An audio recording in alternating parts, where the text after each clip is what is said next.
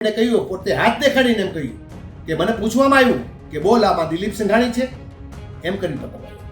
બોલ આમાં કાછડિયા છે, એમ કરીને પાછું પકડાયો. માવા નહીં પણ બીજા બધા શું ધંધા કરે છે, તમારા ગામના વ્યક્તિ બોલ્યા છે ત્યારે માપમાં તો મારે કેવું છે, સાંસદ તમે રહેજો, માપમાં તો ચૂંટાયેલા પ્રતિનિધિઓ તમે માપમાં રહેજો. સૌ પ્રથમ તો નાર્કો ટેસ્ટ હર્ષ સંઘવીનો કરવામાં આવે, કૌશિક વેકરિયાનો કરવામાં આવે.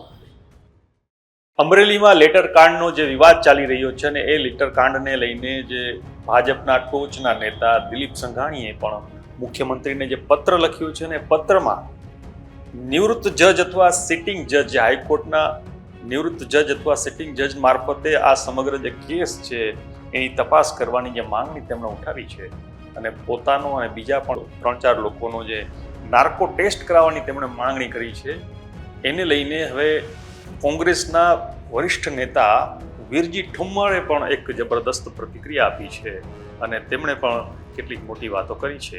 સાંભળીએ તેમણે શું કહ્યું. હું ખૂબ દિલીપભાઈના કે દૂધનું દૂધ અને પાણીનું પાણી થાય તે માટે ઘણા લાંબા સમયથી આપણે બધા પ્રયાસો કરી રહ્યા. ફાઇલની ધરપકડ રાત્રે કરી, કોના કહેવાથી કરી, અને પછી જ્યારે એની મેડિકલ તપાસ કરવાની ત્યારે પણ પોલીસ રાત્રે ગઈ. આ સીટ ઉપર ભરોસો નથી, પોલીસ ઉપર ભરોસો નથી. પોલીસ આજે કોઈકના પ્યાદા બની ગયા છે, એમનો સિવિલ કોડ ભૂલી ગયા છે. ત્યારે જજની અધ્યક્ષતામાં, હાઈકોર્ટના સિટિંગ જજની અધ્યક્ષતામાં તપાસ કરવા માટેની માંગણી કરી છે. મારે તો કેવું છે સૌ પ્રથમ આપની ચેનલ મારફત કે સૌ પ્રથમ તો રાજ્યના હોમ મિનિસ્ટરની નાર્કો ટેસ્ટ કરવામાં આવ્યા. મારતા પ્લેને આવ્યા, કોઈ જૈન સમુદાય પગપાળા યાત્રા કરી રહ્યા હતા, તેમને મળવાના નામે ડીએસપીને બોલાવ્યા અને ડીએસપીને શું સૂચના આપી, અહીંના દંડકશ્રીએ ડીએસપીને શું સૂચના આપી, એના ફોન રેકોર્ડ કરી તપાસ કરવામાં આવી. ફોન રેકોર્ડ કરતાં પણ નાર્કો ટેસ્ટની માંગણી કરી છે. ત્યારે સૌ પ્રથમ તો હોમ મિનિસ્ટ્રીનો નાર્કો ટેસ્ટ કરવામાં આવે, ત્યાર પછી કૌશિકભાઈ વેકરિયાનો નાર્કો ટેસ્ટ કરવામાં આવે, એસપીનો નાર્કો ટેસ્ટ કરવામાં આવે અને પીઆઈ પરમાર અને એમની સાથે જોડાયેલા જે દીકરીને મારી છે અને બીજા જે આરોપીઓ નથી અને છતાં આરોપી બનાવીને એમને મારવામાં આવ્યા છે તેના બધાનો નાર્કો ટેસ્ટ કરવામાં આવે. એમના પીએ જે છે કૌશિકભાઈના પીએ છે એમનો પણ નાર્કો ટેસ્ટ કરવામાં આવે. એમના કાર્યકર્તાઓ જ્યારે સરઘસ કાઢ્યું ત્યારે એની પાછળ ફરતા તે તમામનો નાર્કો ટેસ્ટ કરવામાં આવે. કોની સૂચનાથી તમે આ બધું કર્યું છે? આજે અમરેલી જિલ્લાની નાલેસી થઈ રહી છે. જાહેર જીવનના આગેવાનો અમે ક્યાંય જઈ શકતા નથી.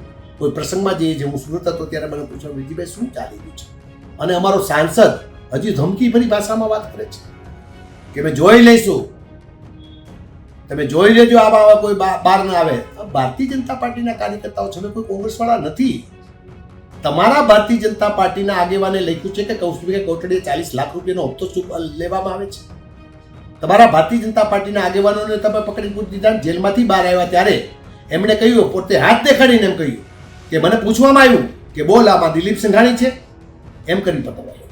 બોલ આમાં કાછડિયા છે, એમ કરીને પાછું પકડાયો. બોલ આમાં ઊંધાર છે, એમ કરી પાછું મને હાથમાં પટ્ટો માર્યો, મારે આ નિશાન દેખાડી રહ્યું છે. બોલ આમાં અશ્વિનભાઈ સાવલિયા છે, મુકેશભાઈ સંઘાણી છે કે શેખવા છે, એવી વાતો કરીને એને મારવામાં આવ્યો. કયા પ્રકારનું આ રાજકારણ ચાલી રહ્યું છે? કયા પ્રકારની આ લોકશાહી ચાલી રહી છે? અંગ્રેજ શાહીમાં પણ આ પ્રકારના, રાજાશાહીમાં પણ આવા કોઈથી કોડા મારવામાં નહોતા આવતા. એ રીતે એક યુવાનને, હું મનીષને ઓળખતો નથી, પરંતુ યુવાનને મારવામાં આવ્યો, પાઇલની હાજરીમાં મારવામાં આવ્યો, અને જે પ્રકારનું કૃત્ય થયું છે એ નાલેસીભર્યું કૃત્ય છે, અમરેલી જિલ્લાની આબરૂને ધૂળ ધાણી કરનારું કૃત્ય છે. અને છતાંય જે સાંસદ સુરજઈને ફાટાફોડતારી કરે છે કે માપમાં રહેજો. શું માપમાં રહેવાનું છે?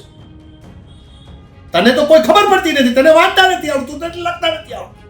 હમણાં કોઈ રાણપરિયા એમના ગામનાએ કહ્યું કે માત્ર માવા નહીં પણ બીજા બધા શું ધંધા કરે છે, તમારા ગામના વ્યક્તિ બોલ્યા છે ત્યારે માપમાં તો મારે કેવું છે, સાંસદ તમે રહેજો, માપમાં તો ચૂંટાયેલા પ્રતિનિધિઓ તમે માપમાં રહેજો.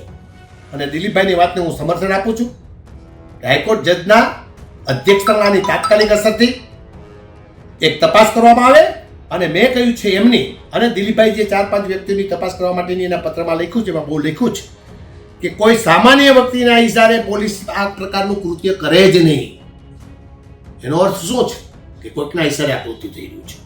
બહુ કદાવર નેતા છે, મુખ્યમંત્રી તરીકે ભારતીય જનતા પાર્ટીના મહત્વના આગેવાન તરીકે ફરજ બજાવી શકે એવા એક મહત્વના નેતા દિલીપભાઈ સંઘાણી ઇફકો જેવી સંસ્થા કે જે દુનિયાની નંબર 1 સંસ્થા, એના ચેરમેન છે. એમણે જ્યારે પોતે પત્ર લખ્યું છે ત્યારે બહુ તથ્ય છે, બહુ ઊંડાણપૂર્વક જવું પડે તેમ છે.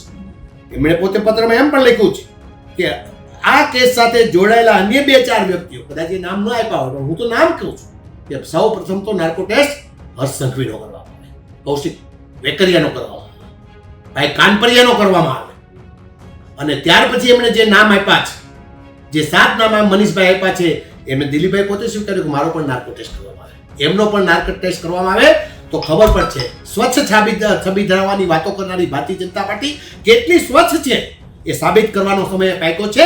અને અમરેલીમાં ચેલેન્જ કરું છું, અમરેલીમાં પ્રથમ મુખ્યમંત્રી બનાવવા માટેનું સપનું જો સાકાર થયું હોય તો નરેન્દ્રભાઈ મોદી તમને થયું છે. ડોક્ટર કાનાભાઈ બોલી રહ્યા છે, ડોક્ટર રૂપાલા બોલી રહ્યા છે, દિલીપભાઈ સંઘાણી બોલી રહ્યા છે, કાછડિયા બોલી રહ્યા છે, વિજયભાઈ રૂપાણી બોલી રહ્યા છે, શંકરસિંહ વાઘેલા બોલી રહ્યા છે.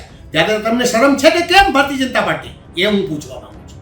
તાત્કાલિક અસરથી નાર્કો ટેસ્ટ કરવામાં આવે અને હાઈકોર્ટના સિટિંગ જજ અથવા હાઈકોર્ટના નિવૃત્ત જજ કે જેની ઉપર કોઈ આંગળી ન ચિંતાની હોય એવા જજની અધ્યક્ષતામાં આ એક સિટીની રચના કરવામાં આવે અને પાયલને કેવા સંજોગોમાં પકડવા પાછળ કોણ છે એ સાબિત કરવામાં આવે, દૂધનું દૂધ અને પાણીનું પાણી કરવામાં આવે એવી મારી માંગણી છે. તો આ રીતે કોંગ્રેસના નેતા જે દિલીપ સંઘાણીના પત્રને લઈને બોલ્યા છે એના વિશે તમારું શું કહેવું છે? અમને કોમેન્ટ કરીને જરૂરથી જણાવજો. આપણે મળતા રહીશું વાઇબ્સ ઓફ ઇન્ડિયા પર.